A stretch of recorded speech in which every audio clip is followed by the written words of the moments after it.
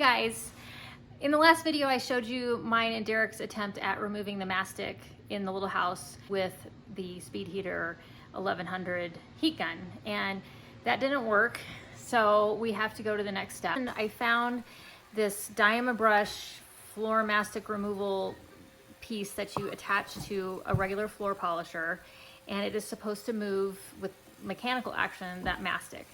So I found one at a local Home Depot not too far away from where we live in the Denver suburbs, and I called the rental shop about renting this thing, and the guys in the rental shop had pretty strong opinions that I should not be renting this. One, they wanted to know if I had done my research, if I had looked into other options, and they felt like the floor polisher was going to be too difficult for me to use, and it's so heavy and it could eat through the floor. And I talked to Derek about it, and we feel like it's worth the risk because our other option is to hire it out or pull up the floor, or go over the mastic. So we really want to try our best to restore these hardwood floors to what they were originally.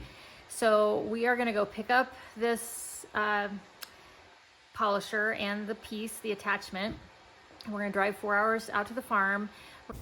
After work on Friday, we headed over to the Home Depot rental shop where we picked up the polisher and the mastic removal plate. We were a little concerned that one of the blades on the plate was about a ½ inch taller than the other blades, but Paul, the technician, reassured us that it would be no problem. It would all even out once we started using the polisher. We loaded it into the back of the truck and headed towards southwest Nebraska. About halfway to the farm, we got into this pretty nasty snowstorm, which we were really surprised about. We checked the forecast and only plan to drive out here when the weather is clear because the roads can be treacherous. Thankfully, it cleared up within about 45 minutes. We made it. Yay, we made it. It's so toasty warm in here. We got the heater going. There's no snow. The heater going. Where's Nadia? There she is. Who's a good girl? Who's a good girl? Well, nothing left to do now but get all cozy under the electric blanket. There's no snow. Can't wait for tomorrow.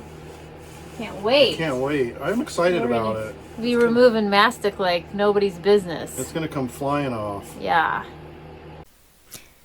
I stepped outside in the morning to a beautiful sunny day, which I was so happy about and quite surprised because it was pretty miserable weather overnight. It was windy and there was snow off and on. You can see we got a skiff of snow on the truck after we arrived. And neither Derek or I slept very well. In fact, I don't think we slept much at all. So we were super tired in the morning, and I was really glad to see it wasn't a blizzard outside. As you can see, the sun is pretty high in the sky already, which indicates that we slept in pretty late because we didn't sleep through the night, and then when things calmed down, I think both of us finally fell asleep. That's our little camper where we stay when we're out here, and I'll give a full tour of that in another video. Nadia was really enjoying the snow.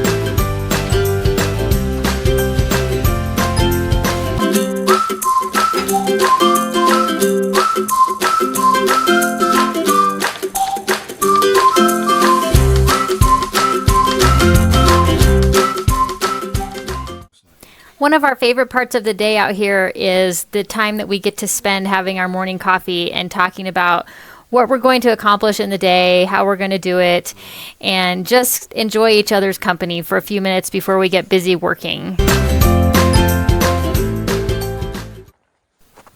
After taking it easy and enjoying our morning coffee in the camper, I headed over to the little house to see what was going on. This area that I'm crossing right now, we like to call the quad. We've joked about building a covered walkway or a temperature controlled walkway across the quad because walking across here in the summer is like walking through a blazing inferno. And because all of our supplies and tools and our food and where we stay is over by the Quonset and we have to cross the quad back and forth to get and forth to the houses, we are across this thing sometimes 40, 50 times daily. Anyway, part of the reason that we wanted to come out in the winter and do this work is that it just gets so hot out here in the summer. And working in the little house with very little ventilation, it has been really tough on certain days. You might wonder why we're focusing our efforts on the little house when we have the big house that is pretty cool over there. But the big house is a completely different project. The prior owners of the farmstead gutted it down to the studs, and it still has some asbestos remediation that needs to be done. So we're putting that off until we have more funds and time to really work on that. And we're just focusing our efforts on the little house right now because it's doable and we feel like we can do most of it ourselves. I wanted to go in and make sure that there hadn't been any visitors since we were there last of the four-legged kind, and just to make sure that everything was how we left it and everything looked good. And there was our project for the day, trying to work on the mastic. We had high hopes that we would leave with wood floor exposed and no more black. I wanted to give you guys a look at the condition of the floors before we tore up the tile, and maybe that will help you to understand why we decided to rip up the tile, even though if I could have probably cleaned up most of them in the center of the room and it would have been cute. But there was so much raccoon feces and who knows what other kind of feces all over and urine stains.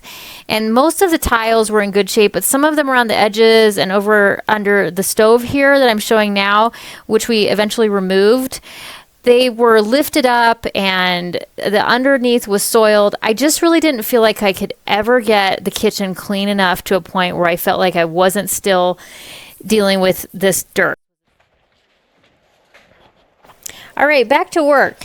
I watched a video online that said with the polisher, if you've never run one before, you should try it out on plywood so that you don't damage your floors when you first start using it. Basically, get the hang of it. We realized as we were starting to try to use it on the plywood that we could not lower the handle, which was a big problem. So we don't know if it was frozen or what. Derek had to get a wrench out and loosen up the nut that was holding the handle in place. He did a good job of trying it out and decided that maybe those uneven teeth were causing us problems. We actually removed the tallest tooth in the garage before we brought it over to the little house, which may or may not have been a mistake. And Derek thought it was pushing it to the right and causing it to be really like wobbly. So we'll see what happens when we take it into the house. Okay, ready? Yeah. Let's hope this works good.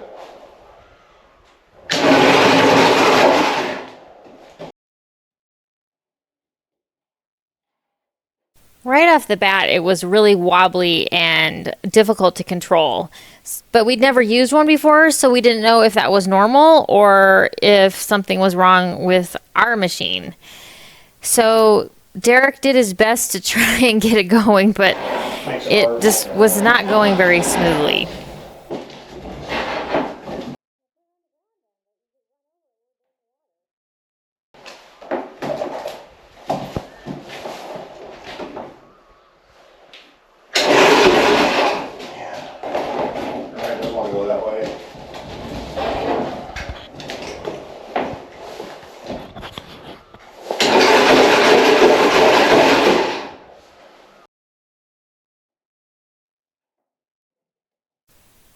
A couple more tries and he was able to get some sort of rhythm going. But again, we didn't know if this was normal and we weren't really seeing it biting into the floor like the videos had shown.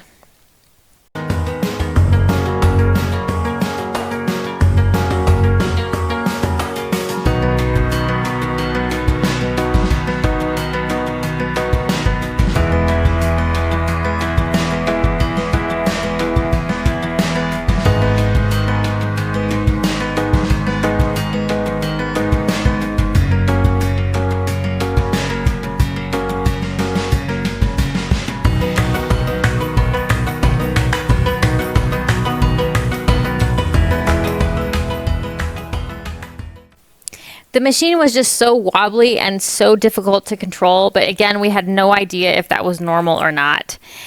We were thinking maybe that one missing blade was causing the wobble, but it was kind of working well enough that Derek just kind of went with it for a while.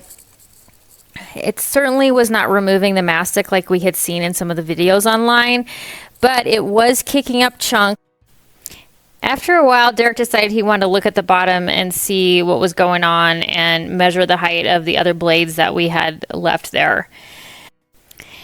While he's getting the measuring tape, I'll just mention why I'm wearing so much stuff on my face.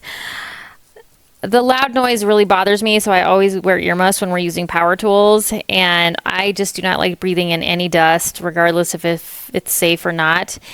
And then I've come to find that the goggles are really the best thing when we're dealing with all this flying stuff. So it's really uncomfortable and hard to wear all this garb, but I just feel like it's better protection for me. And then Derek, he chooses to do what he wants to do. So that's why I'm wearing all this stuff. This one's really low. Yeah. Could you possibly pull it off? That one looks okay. The blades were uneven, and they're on this really, really stiff steel. So we didn't think that we would be able to bend them down. And then Derek was reconsidering putting that other blade back on, but it was so much taller than all the other blades that we didn't think we could run it with that one blade. It was kind of a pain in the butt. We were wishing that Home Depot would have rented us a disc that was in new condition that we could have just gone and used, because we weren't sure if we weren't removing the mastic because the blade was defective or if it was because it just wasn't effective on the mastic. So who knows, but we decided to just continue on. After Derek adjusted the blades and got everything at the same height as best we could and put this sixth blade back on, things were going a lot better. He got into a rhythm and was able to really get after the floor. Here Derek is showing all the mastic gummed up on the bottom of the wheel, and you can see some of the blades wear differently than others.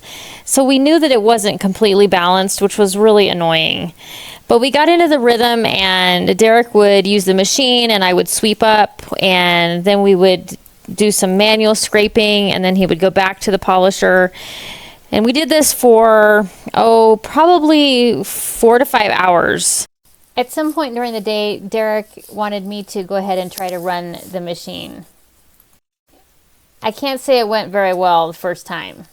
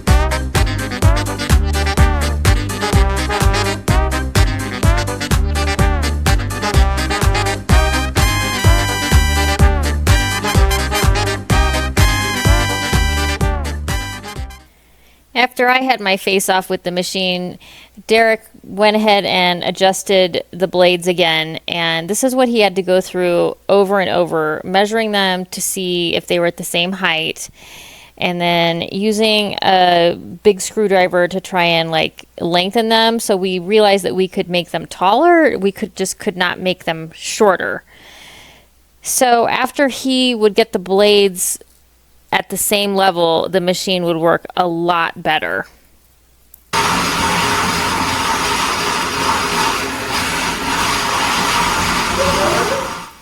Things were going a lot better this time, but as you can see, we were losing our light.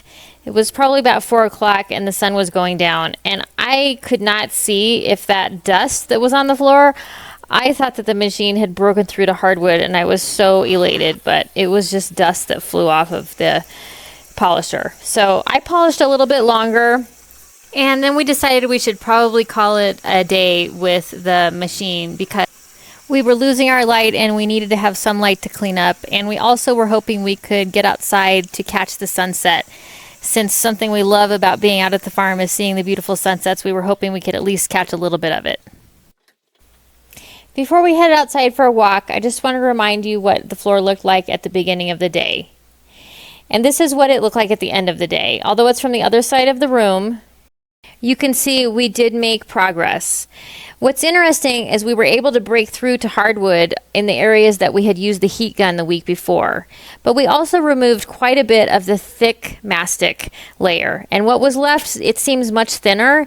And I do feel hopeful that we can continue to chip away at it. Derek and I both have some ideas of things we'd like to try next, and overall the polisher did do some work.